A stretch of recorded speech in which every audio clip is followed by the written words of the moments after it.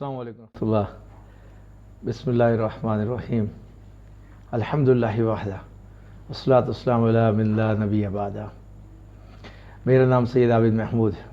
تمام انبیاء علیہ السلام نے آ کر عامیوں کو بھی اور خواص کو بھی ایک ہی بات بتائی کہ لا الہ الا اللہ پڑھ لو، اس میں کامیابی ہے، دونوں جہانوں میں کامیاب ہو جاؤ گے. اب لا الہ الا اللہ کے 3 لیولز ہیں، یہ خواص کے لیے بھی ہے اور عامیوں کے لیے بھی ہے. پہلا لیول کیا ہے کہ آدمی کیا سمجھے اس کو؟ لا معبود الا اللہ، لا متاع الا اللہ، لا رازق الا اللہ، لا خالق الا اللہ، لا حکم الا اللہ، الا حکم الا اللہ. اور دوسرا لیول کیا ہے کلمے کا؟ لا مطلوب الا اللہ، لا مقصود الا اللہ، لا محمود الا اللہ، لا محبوب الا اللہ. یہ دوسرا لیول ہے. یعنی کہ انسان جب اپنی نظریات میں جاتا ہے اللہ سبحانہ تعالیٰ کی درجات کو سمجھتے ہوئے، تو دنیا کی مخلوق کی باقی چیزوں کو وہ کس درجے کا رکھتا ہے، اس کو کس طرح سے سمجھتا ہے، اس کو کتنی اہمیت دیتا ہے، اور اللہ سبحانہ تعالیٰ کو کتنی اہمیت دیتا ہے.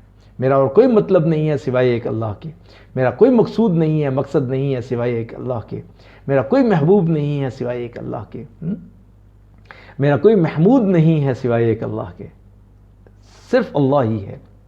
اچھا، اس سے آگے بڑھتا ہے انسان تو احسان کے درجے تک پہنچتا ہے. تو اس میں اللہ سبحانہ تعالیٰ کو کیا سمجھتا ہے، اس کے نظریات کیا بنتے ہیں، یقین کیا بنتا ہے؟ لا موجود الا اللہ. اب اللہ کے مقابلے پہ کوئی کچھ اہمیت نہیں ہے، صرف ایک اللہ ہے.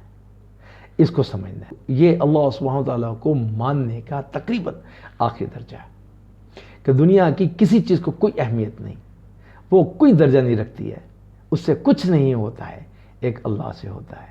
اور یہی بات کلمہ میں اللہ سبحانہ تعالیٰ نے بات سمجھائی ہے، لا الہ الا اللہ، باقی کوئی نہیں ہے. ہمارے سب بڑے بزرگ اور معاشرے کے فلسفی اور صوفیہ اسی لا موجود الا اللہ پر پہنچے. اور 12ویں صدی کے مجتہد اعظم حضرت شاہ ولی اللہ رحمۃ اللہ علیہ، انہوں نے اس قول کو قول فصل بھی کہا کہ محی الدین عربی، ابن العربی جس بہت مشہور ہیں، وحدت الوجود پہ یقین رکھتے تھے، اور شیخ احمد سرہندی رحمۃ اللہ علیہ وحدت الشہود پہ تھے. شاہ ولی اللہ رحمۃ اللہ علیہ فرماتے ہیں کہ ان میں کچھ زیادہ بڑا فرق نہیں ہے، ہم نے اور آپ نے اس کو فرق بنایا ہوا ہے، بہت باریک سا فرق ہے. بالکل ایسے ہی جیسے کہ روشنی اور سائے میں فرق ہوتا ہے، کوئی اتنا بڑا فرق نہیں ہے. ان کی یہ سوچ ایک ہی ہے، اور انہوں نے اس کو کیا عنوان دیا؟ انہوں نے عنوان دیا توحید وجودی.